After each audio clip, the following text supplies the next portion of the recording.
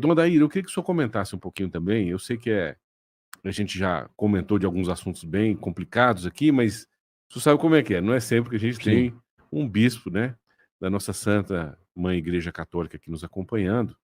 E nesse movimento que o senhor está enxergando hoje, na humanidade toda, dentro da igreja, o senhor acha que essa situação, por exemplo, atual, que nós estamos vivendo com essas ideologias dentro dos seminários, dentro hoje, esse movimento de renovação que está acontecendo, por exemplo, eu mesma coisa, né, eu também entrei para a igreja em 2003, aqui na Sagrado Coração de Jesus, né, com o saudoso e querido padre Mateu Alonso, que Deus o tenha em bom lugar, grande sacerdote de Deus.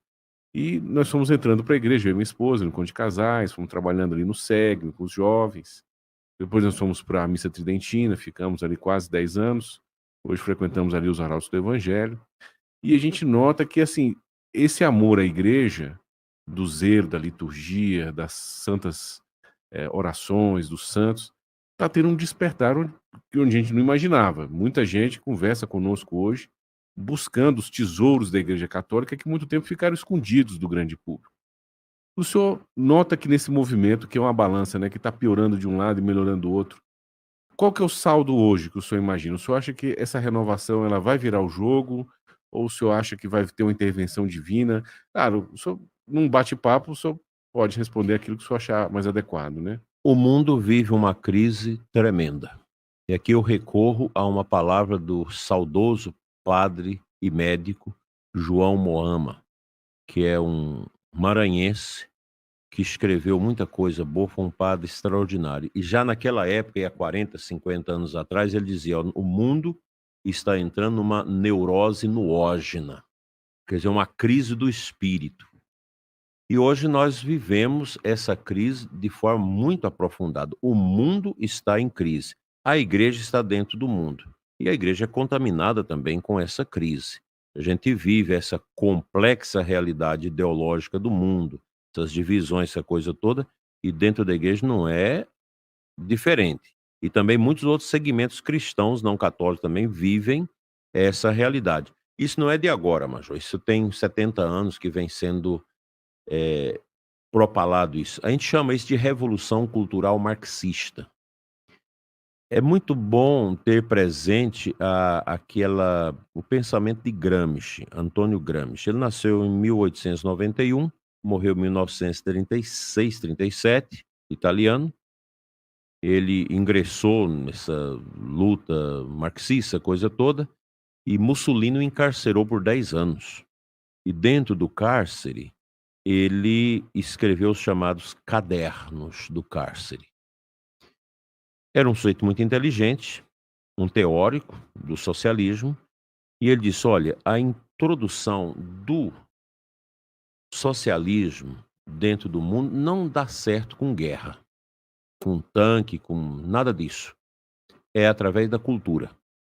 Então, através da cultura, você vai criando a mentalidade, você vai produzindo, eh, os simbolismos culturais que vão veiculando dentro da mente das pessoas uma transformação.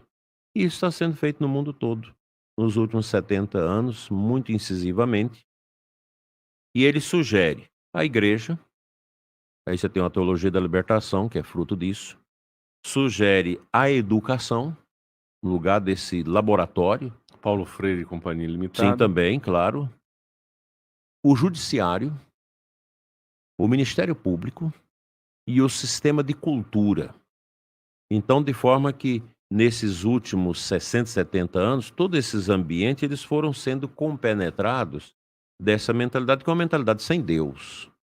É uma mentalidade que centra a figura da pessoa humana, a ideologia, e isso desconfigura, isso desconstrói. E nós estamos vivendo isso. Ideologia de gênero, todas essas pautas identitárias, esses Esse absurdo. ativismos que nós temos de desconstrução da heteronormalidade, tudo isso é fruto desse ambiente, que hoje nós chamamos também de nova ordem mundial. A nova ordem acampou isso, são os grandes segmentos de ricos com países também muito ricos e pessoas que querem diminuir a humanidade em 2 bilhões de pessoas. Você vai ter agora esse novo reset aí da ONU 2030, que é um pouco nesse nível. Isso é uma coisa tão complexa, eu não entendo muito isso, eu tenho tentado compreender a partir do foro de Davos. A gente tem muitos teóricos aí que já estudam isso. Eles querem reconfigurar a humanidade a partir dessa desconstrução de uma visão cristã e judaica do mundo. O Ocidente nosso, ele foi levantado seus pilares civilizatórios em cima desses valores cristãos judaicos. E são pilares que promovem a questão da família, o papel do homem, o papel da mulher, a família como algo extraordinário, a cultura, a autocultura. E a gente vê que tudo isso hoje ele é combatido ferozmente. É um combate diuturno a esses valores. Aí você vê uma televisão, uma Rede Globo, que ao longo dessas décadas, com as suas novelas, com seus programas, sorrateiramente, essas ideias da New Age, da nova ordem mundial, estavam aí dentro. Hoje a gente tem muita bibliografia já boa sobre essa realidade para a gente compreender isso.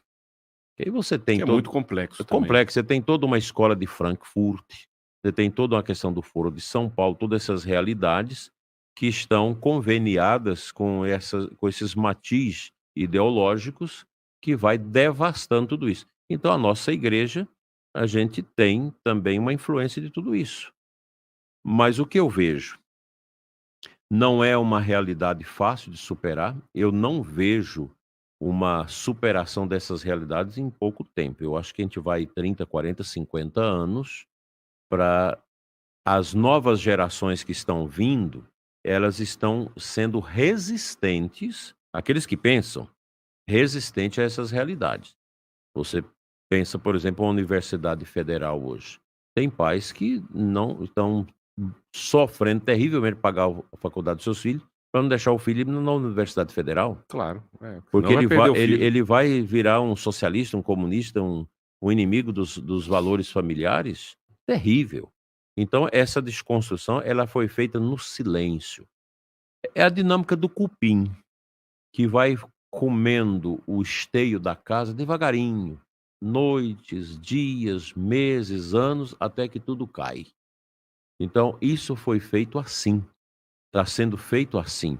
Só que está havendo uma resistência. Aqui no Brasil eu fico muito feliz de ver que a partir de jovens, de pessoas jovens, que estão buscando a autocultura, o resgate da arte, o resgate da fé, nós estamos tendo um número de conversão muito grande da Igreja Católica, inclusive de pessoas de outras denominações cristãs que estão lendo a patrística, lendo a tradição da igreja e voltando à igreja. Porque a Igreja Católica, ela tem os bens necessários suficientes para a nossa salvação. Que são os Os sacramentos, sacramentos, a palavra de Deus, a a oração. Eucaristia. Agora, nós temos que entender que dentro da nossa igreja nós temos essas perrenguices, essas doenças, essas dificuldades que foram entrando e, de certa forma, lacrando, desconstruindo a liturgia, trazendo bagunça para o culto, toda essa realidade. Como que a gente vai combater isso? Não com amargura. Eu acho que com a doçura do evangelho, com a paciência, tendo a paciência com aqueles irmãos que foram, de certa forma, subtraído deles as riquezas da graça de Deus, eles se deixaram levar por isso, e a gente vai ter, eu creio que daqui um século aí, uns 100, 110, 120 anos, a gente vai ter um grande renascimento da fé. Não é uma coisa de agora, é um trabalho longo, que a gente vai começar a plantar a sementinha agora. Se Deus quiser. Não, a gente nota que dentro da, por exemplo, da guerra contra a família, as pessoas não têm noção, muitas vezes, que o primeiro passo que foi feito, inclusive com grande apoio das televisões, e eu cito especialmente a TV Globo nos anos 70, foi a questão do divórcio. Sim, O divórcio foi o primeiro muro que caiu, onde as coisas começaram a entrar dentro das famílias e a destruir as famílias. E hoje, por exemplo, nós notamos países que eram potências culturais e de uma cristandade muito bonita, como os Estados Unidos, foi abaixo. Eu vi uma última pesquisa, parece que 20% dos jovens hoje acreditam em Deus, quase 40% dos jovens já não têm identidade de gênero definida para si próprio. Então é um país, assim, que está arrasado. Eu tive lá há alguns meses atrás e me impressionou demais que na capital dos Estados Unidos estava sendo hasteada a bandeira na frente lá do Departamento do Tesouro americano por um policial, que estava visivelmente constrangido. Ele hasteou a bandeira dos Estados Unidos e embaixo ele hasteou uma bandeira do BLM, né, do Black Lives Matter, e abaixo ele levantou uma bandeira que hoje não é nem mais do LGBT, essas coisas, é de pegando tudo. Inclusive, creio eu que coisas, né, indizíveis. Então nós notamos, assim, que é uma desconstrução que hoje, especialmente quando esse pessoal ideológico chega aos governos, como aconteceu com os Estados Unidos, o Canadá, países de primeira linha, né, como na Austrália, Nova Zelândia, Europa, e agora pegou aqui a Argentina, pegou agora a Colômbia, né, pegou o Chile. A gente vê que a terra é arrasada, o que essas pessoas fazem. E nesse movimento que a gente vê hoje, que está acontecendo no Brasil, o Brasil praticamente está sozinho no mundo. Sim. É o Brasil, a Polônia e a Hungria. Só. Só. Lutando contra essa nova ordem mundial. E é uma batalha espiritual. Eu vi que teve acho que foi um frade ou foi um monge que pediu uma cruzada, né, de orações de Santo Terço por essa questão das eleições. A gente nota que tem uma luta, na visão do senhor, é uma luta também espiritual, e o que cada um de nós pode fazer nessa batalha? Com certeza é uma luta espiritual. A nova ordem mundial nasce morto. Ela nasceu morta. Mas ele é um cadáver muito grande e não tem cemitério para você enterrar esse troço. Então ele vai ficar andando pelas nações aí morto, exalando seu amisco, seu fedor e contaminando as pessoas. A nova ordem nasceu morta. Ela não vinga, porque o ser humano não foi feito para isso. O ser humano não foi feito para adorar a ecologia, para adorar a criatura. Foi feito para adorar a Deus. Então a nova ordem quer criar também uma religião global, em que a religião vai ser uma religião ecológica, Sincretista, né, do sincretista, Islã. retomar essas práticas dos povos primários da humanidade, as práticas pagãs. Se você conseguir achar na internet, no YouTube, a inauguração do túnel de Saint-Gothard, na Suíça, Nossa, aquilo é horrível. em 2016, 17, você vê que tem um culto ecumênico muito pequeno, disfarçado ali, e depois você tem uma celebração pagã, Satânica. trazendo ritos primitivos em que o Baphomet, o bode, é o dominador de tudo aquilo. Então, quando você acha um vídeo que tem um bom comentário sobre aquilo, a gente percebe que ali foi praticamente a inauguração litúrgica, entre aspas, desta nova ordem mundial, que está aí, sendo gerada pelo Foro de Davos, pelos grandes conglomerados econômicos americanos, por China e companhia, essa coisa toda. Ele já nasceu morto. Isso não tem proposta nenhuma que presta, mas é esse cadáver que eu estou dizendo, que vai esparramar. O que nós temos que fazer? Nós temos que incensar esse mundo com as nossas orações. É o movimento de rosário. Os movimentos de rosários que nós estamos vendo, inclusive dia 2 agora de setembro, eu vou participar do Rosário do Frei Gilson pela terceira vez, vindo lá da conferência dos bispos, vou passar lá. Esses movimentos estão blindando as almas contra as flechas incendiosas do inimigo, que usa esse movimento cultural para destruir, desconfigurar as pessoas. O nosso Ocidente, ele está morrendo. Então a nova ordem está destruindo o Ocidente, que ficará muito fácil para ser tomado pelos muçulmanos, pelo movimento islâmico, que já está tomando a França, a Alemanha, a Itália, a Europa. Eles não têm mais filhos. Na Itália não dá nem 1%, nem um filho por mulher mais. É 0,8, não sei o quê. Então é uma sociedade, um país que dentro de 15, 20 anos está morto. E quem está entrando? Os marroquinos, o pessoal do Oriente ali, islâmico, que já estão criando sua cultura islâmica ali, vão tomando, como Anwar Sadat diz muito bem, antes da sua morte, que o islamismo, na mesma linha de Gramsci, não vai usar mais armas para tomar o mundo, para usar o útero de suas mulheres.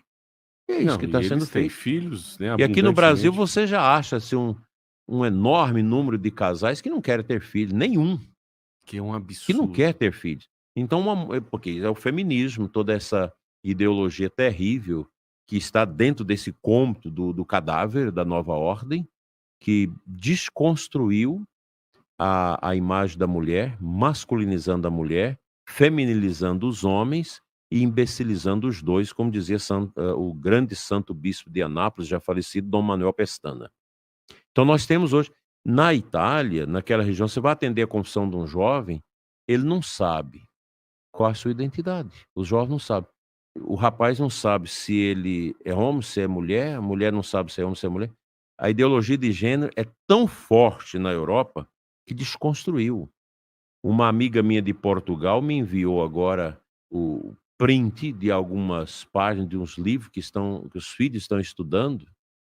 Uma coisa horrorosa, na escola, em Portugal, ensinando masturbar, ensinando, a ideologia de gênero. E aqui no Brasil a gente vê, me falaram, não sei se é verdade, que já estão autorizando até adolescentes a trocar de sexo. Que é uma grande luta do movimento de esquerda mundial, essa esse grande sacrifício, né, da Como se pode? Você pega um menino aí de 10 anos que quer mudar de sexo, depois ele descobre que não é isso que não, e quer. o que que é uma criança de 10 anos? Então é Porque aqui no muito Brasil, drama. se você matar uma pessoa com 17 anos, você não pode cumprir pena, porque você não é dono dos seus atos. 17. Mas na conversa fiada desse pessoal da esquerda mundial, com 10, 11 anos, você pode mudar e fazer uma cirurgia mutilatória permanente, que para mim é puro satanismo, né. E a gente nota, assim, que aqui no Brasil, né, a gente fica muito preocupado, tem que ficar, a gente tem que lutar, a gente tem que resistir, a gente está vencendo em várias batalhas, mas é incrível como nos outros países parece que é uma guerra perdida, igual o senhor comentou na Europa. Eu vi um estudo que me chegou, o mapa da fé da Europa. O senhor citou a França, né, a filha primogênita da igreja. Sim, 11% dos franceses declararam que acreditam que Deus existe. 11%. é, Então é é, claro que um país que está desse jeito, os países que têm mais fé são Polônia, Grécia e Portugal. é. Ontem eu via um vídeo, não sei de onde, dentro de uma igreja, que já foi da igreja católica, mas certamente foi vendida na Europa, que não tem mais ninguém, estão vendendo as igrejas. Que absurdo. E um grupo de drag queen comprou essa igreja para onde fazer os seus shows. Então conserva a igreja, então o pessoal fazendo esses shows. É claro que essa igreja já foi, eh, desacralizada. A partir do momento que vende, geralmente você faz uma oração de sacralização daquilo, tira o santíssimo, tira, mas é muito triste você ver uma igreja que foi feita com o suor do trabalho de católicos piedosos, a igreja com vitrais, com estilo, Gótico, né. gótico, a coisa mais linda servindo a isso, né. Mas eu creio, Major, que nós não podemos ter uma visão negativa, a gente tem um problema, mas nós vamos resistir. Então, no futuro, no meio de toda a escuridão que essa nova ordem vai criar no mundo, vai ter aquelas estrelinhas aqui e ali que são as pequenas comunidades católicas, cristãs, às vezes sem igreja, sem templo, mas rezando nas casas, na domus. E o mundo pagão morrendo, acabado, vai começar a ver. Veja como eles se amam. Esse é o modelo de vida. Não é essa busca desordenada pelo prazer, pela inconsciência, pela falsa cultura. Então a igreja, ela voltará ao esplendor da sua missão neste mundo, depois de um tempo dessa grande provação. E o importante é que nós que temos fé, vivamos o nosso batismo e mantenhamos acesa a chama da fé, da esperança, da caridade, essa luz do Espírito Santo que nos guia. Amém.